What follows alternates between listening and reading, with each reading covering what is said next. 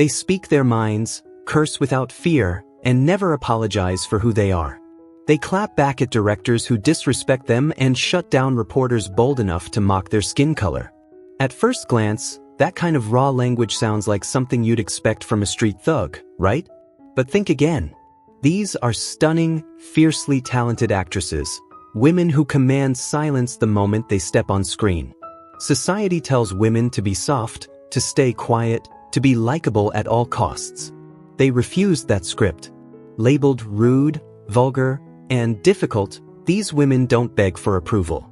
Every move they make is rooted in unapologetic self-respect. In today's video, we're exposing 19 black actresses Hollywood loves to criticize, women bold enough to live authentically in an industry obsessed with fake politeness. When blues became the voice of wounded souls, Bessie Smith was its fiercest flame. With a husky, thunderous voice, she rose to the very top, crowned the empress of the blues, and a trailblazer for black women in music. Yet the world talked as much about her defiance as her talent. In an era that demanded silence and obedience from women, Bessie was loud, unapologetic, and unafraid. She drank whiskey on stage, cursed openly, and confronted anyone who dared to disrespect her, especially racists. One witness recalled a moment in a recording studio, when a white man hurled coins onto the stage while shouting slurs. Bessie stopped singing. She stepped down, grabbed him by the collar and roared, "Take your cheap change and shove it down your throat. I sing because I want to, not because I beg for your respect." Her rebellion troubled executives at Columbia Records, who tried to soften her image. When a producer once told her to sing more sweetly, Bessie hurled an empty whiskey bottle at the wall and shouted, "I'm the empress of the blues.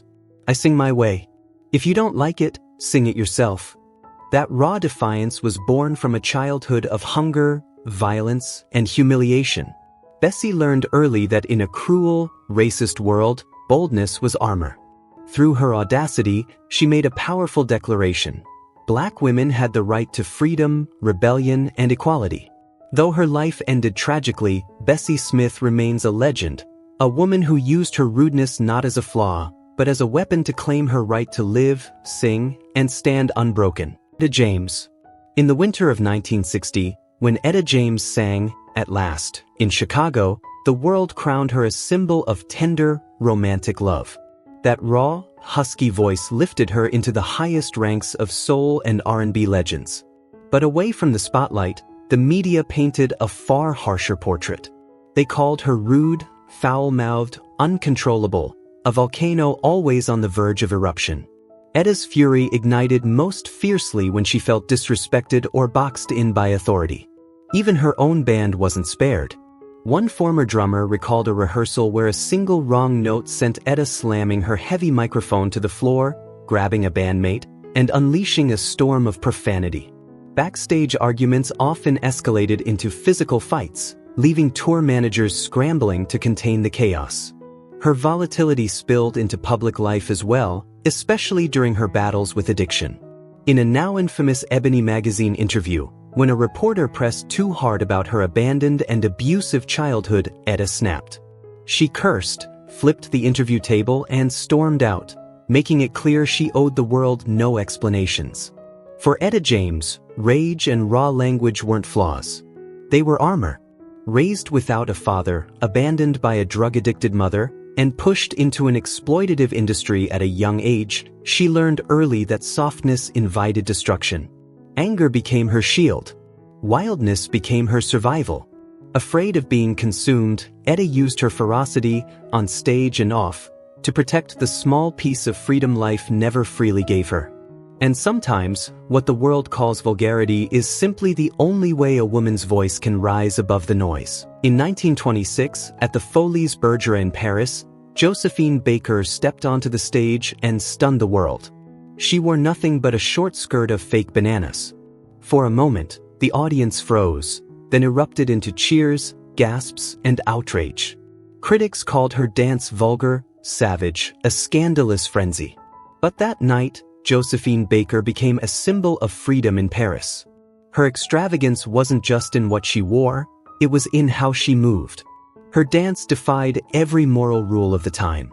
Wild, unapologetically sexual, and completely unlike the performances expected from white women on stage, her movements directly challenged conservative society and the art elite. Josephine knew exactly who she was provoking. She once said, "If my body offends them, perhaps the problem lies in how they look, not how I dance." Offstage, she was just as fearless. Josephine openly lived as a bisexual woman, loving freely across race and gender at a time when such honesty was considered immoral. The American press labeled her shameless, lacking virtue. But she never apologized. Instead, she turned her life and her art into acts of rebellion, using her own body as a declaration of self-ownership. What many forget is where she came from.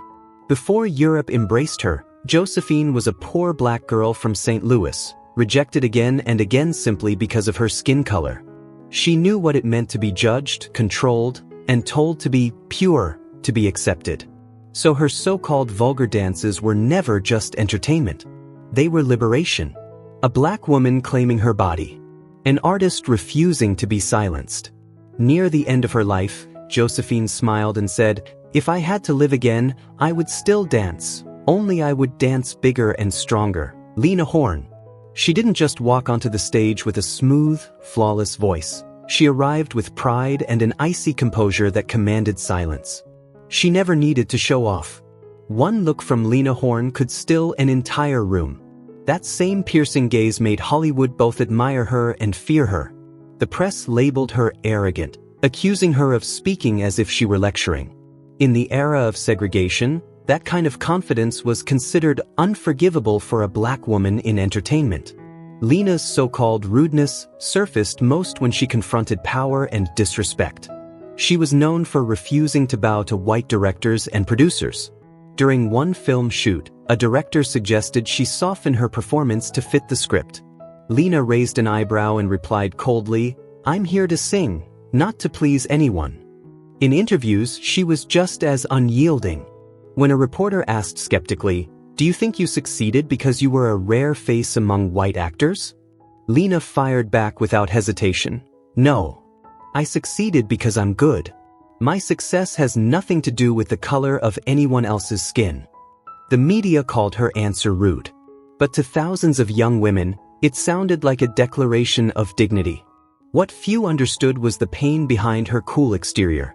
Lena lost countless roles for being labeled not refined enough and was forced to lighten her makeup to appeal to white audiences. Her sharpness was never arrogance. It was self-respect forged through repeated humiliation. She chose strength over submission, composure over tears. And she carried that unshakable confidence with her until the very end. In the comedy clubs of 1970s Los Angeles, laughter often started with a curse. And when it was LaWanda Page, everyone knew what was coming. Standing on stage in a cheap floral dress, cigarette in hand, she laughed loud and told the raw truth of her life. They called her the Queen of Profanity, a woman so fearless that even male comics blushed at her punchlines. But LaWanda's vulgarity wasn't cheap shock. It was rebellion. She aimed straight at middle-class hypocrisy and the lies society used to stay comfortable. Using the hard language of the streets, she talked about sex, poverty, hunger, and taboo truths no one else dared to touch. Once, she opened a set by saying, "I asked God why I was still poor. God said, because you tell the truth too much." The room roared with laughter, then fell silent under the weight of its honesty. LaWanda knew exactly what she was doing. If I speak softly, no one listens. If I curse, they laugh, and then they think. For her, comedy wasn't entertainment, it was survival. Profanity became the wrapping for brutal truth, a way to force people to face realities they preferred to ignore. Born in the slums of St. Louis, she knew hunger so well she survived on scraps. Comedy saved her. She turned filth into truth, pain into stories, and laughter into release. They called her vulgar, but that wild, roaring laugh kept the poor from losing their minds. LaWanda Page proved that truth doesn't always sound pretty. Sometimes it comes loud, dirty, and unapologetic, and when it does, it sets people free. Amid the glamour of 1970s Hollywood, Diahann Carroll moved with a quiet elegance that unsettled people. She never raised her voice, never demanded attention, yet every step, every glance carried an unmistakable authority. The press branded her the Ice Queen, beautiful, distant, and allegedly arrogant. Carroll refused to soften herself for anyone. Her words were precise, her presence controlled. During one televised interview, the host joked, "A lot of people are afraid of you." She smiled, took a sip of tea, and replied calmly, "If they're afraid of me, it means they've been listening." The studio fell silent. The media called it arrogance. She called it truth. Backstage, her reputation was just as sharp. Colleagues recalled that if someone disrespected her time or effort, she addressed it directly. No smiles, no excuses. One look from her could still an entire room. To many, she was labeled difficult, demanding, impossible. But beneath that so-called coldness was a woman who understood the cost of vulnerability in an industry steeped in racial prejudice. Born into a world where black women were expected to be either pleasing or invisible, Carroll chose neither. She chose strength. She knew that smiling too easily invited disrespect. Silence invited exploitation. What others mistook for arrogance was, in truth, armor, worn by a woman who had to fight every day to be seen as an equal. Years later, Carroll said, "I played a strong woman until I became one." And in doing so, she taught the world a powerful lesson: women don't need to be liked, only respected. While other divas dazzled in silk gowns and practiced elegance, Pearl Bailey chose laughter. With a husky voice and razor-sharp wit, she became one of the most versatile entertainers of her time, not by fitting in, but by breaking every rule. Critics called her rude, unfeminine, even crude. She ignored stage etiquette, mocked false seriousness, and refused to bow to appearances. While other singers nodded politely, Pearl joked, "If I bow any lower, my dress will split." Her boldness shocked audiences, even at the White House, where she once told the president, "You're handsomer than I thought." The room gasped. Many said she had ruined her diva image. Pearl didn't care. "I don't act. I'm just myself," she said. "And if they don't like it, they can exchange their tickets." What critics called rudeness was really armor. Born into poverty in Virginia, Pearl saw women forced to smile softly and stay small just to be accepted. She rejected that lie. She chose honesty over polish, laughter over pretense. In a world that demanded perfection from women, Pearl Bailey chose to be real. And through her laughter and fearless truth, she proved something unforgettable. When you laugh loud enough, the world has no choice but to listen. No one sang or played the piano like Nina Simone. Her voice wasn't polished or pretty, it was heavy, carrying pain, fury, and truth. A musical genius, she was often branded cold, fierce, even hostile because she refused to soften herself for the stage. She didn't smile on command or bow for approval, and that defiance was mistaken for arrogance. Nina challenged every rule of performance, especially for those she felt disrespected the music. She would stop mid-song to confront a restless crowd. Once in New York, when someone interrupted her, she froze, stared them down, and said, "If you're not here to listen, you can leave. I'm not a doll. I am a woman singing." The room fell silent. The press called her difficult. Fellow musicians called her unbearable. But those who truly listened understood. Behind her steely gaze was a wounded soul. She dreamed of becoming a classical pianist, only to be rejected because of her skin color. That rejection, that racism, lived in every note she played. Each strike of the keys was an act of release, rage turned into sound. Nina Simone wasn't aggressive, she was brutally honest.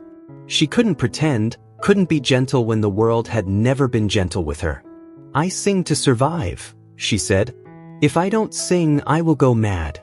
Her anger was not provocation, it was survival. Nina Simone turned pain into power, fury into music, and taught the world a lasting truth. Some souls can only sing when they refuse to be afraid. On screen in the 1970s, no one was like Pam Grier. She didn't enter wearing silk gowns. She walked in with a gun, eyes sharp, smile cold. She ruled the blaxploitation era, not as a woman waiting to be saved, but as one who saved herself.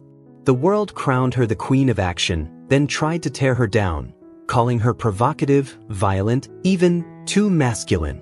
To conservatives, Pam Grier threatened femininity itself. But her so-called rudeness was a direct challenge to Hollywood's gender discrimination. She performed her own fight scenes, refused stunt doubles, and paid the price in injuries and judgment. When asked if she feared being seen as masculine, she fired back, "I only do what men do in movies. Why are they allowed and I'm not?" The room fell silent. Off-screen, she was just as uncompromising, especially when faced with disrespect. When mocked for her style, she answered, "I don't need to look weak to be called a woman." She knew strength wasn't optional, it was survival. Behind the toughness was deep pain.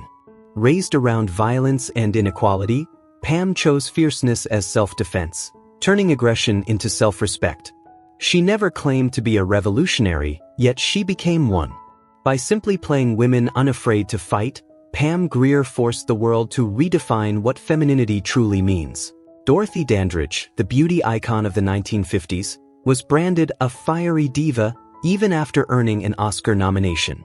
What Hollywood called rudeness was often just a black woman refusing to shrink.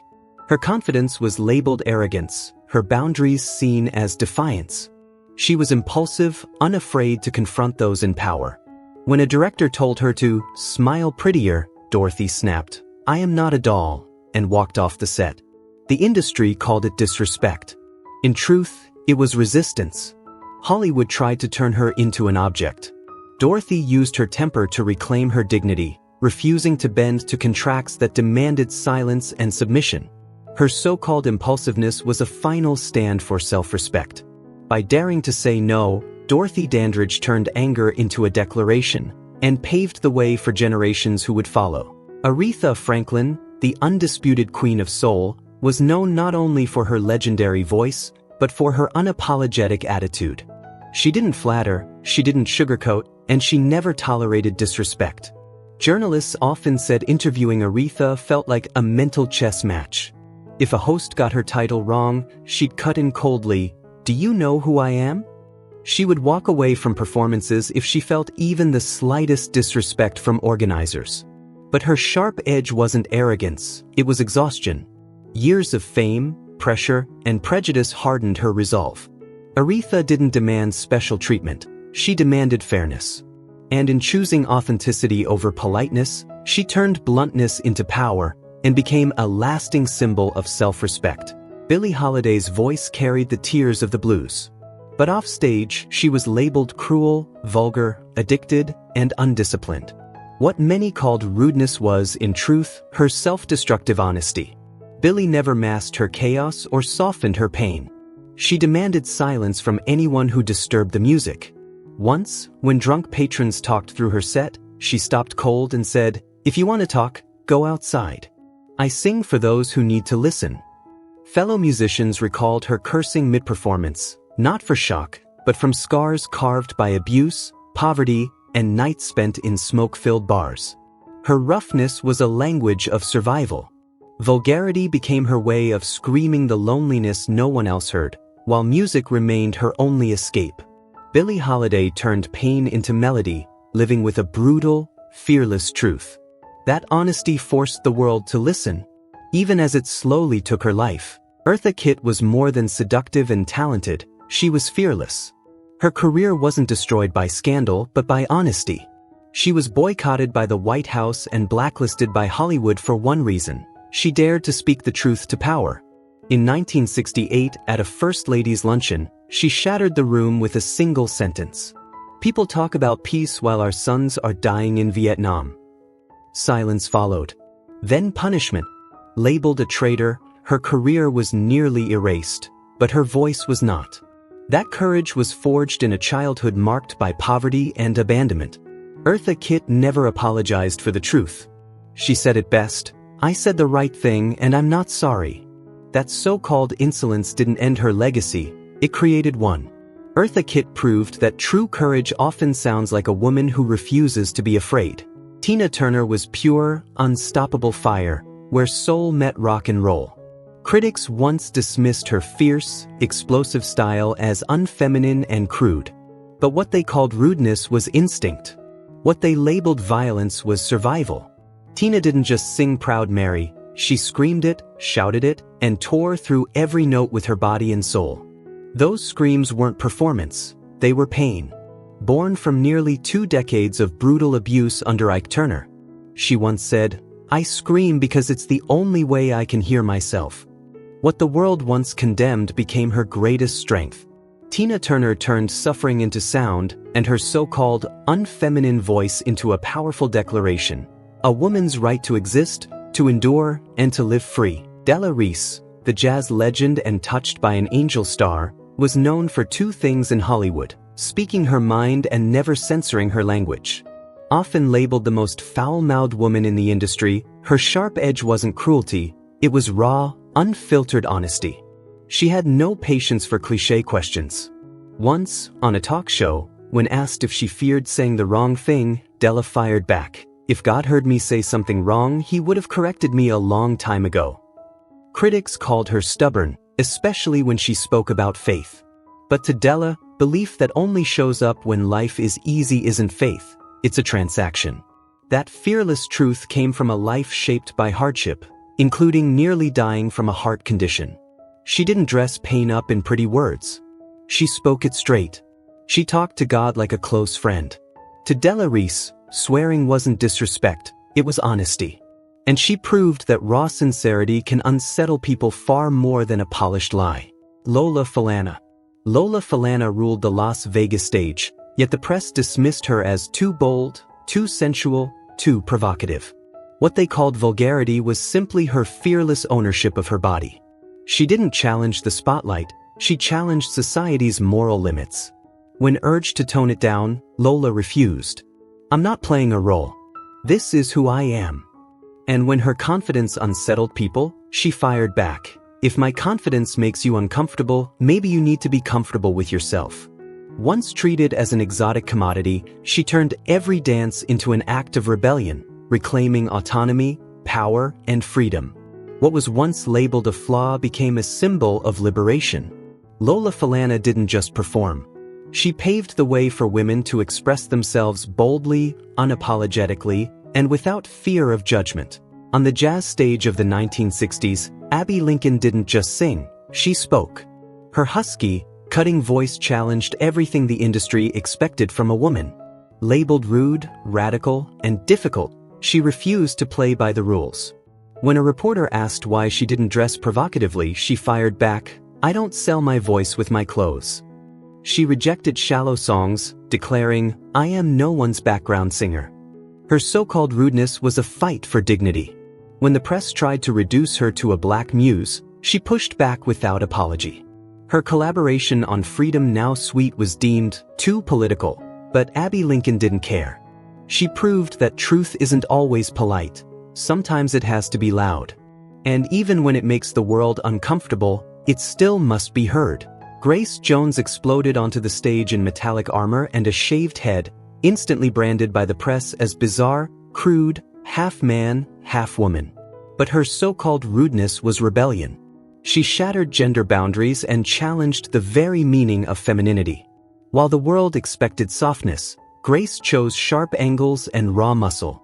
She once said, "I don't need to be beautiful. I need to be real." And when standards collapsed, she simply shrugged, "That's not my fault." Forged by a childhood of strict taboos and an unquenchable hunger for freedom, Grace Jones tore down every barrier with fearless style. What critics called crudeness was, in truth, the language of liberation. Grace Jones proved that real beauty is born only when you dare to destroy every rule. Moms Mabley was the undisputed queen of comedy. She shocked audiences with language that was dirty, bold, and unapologetically profane, but her true rebellion was daring to speak openly about women's sexuality in an era ruled by silence and shame. She went straight for society's taboos, joking with wicked honesty, "I like young men, they still got enough teeth to smile at me." Conservatives labeled her immoral, but Mabley fired back, "I'm only afraid they won't understand what I'm saying." Behind the humor was survival. After a childhood marked by abuse, the stage became the one place where she could tell the truth without punishment. Her raw, fearless vulgarity wasn't just comedy, it was healing. And in breaking taboos out loud, Moms Mabley paved the way for generations of women to stand on stage and speak the unspeakable.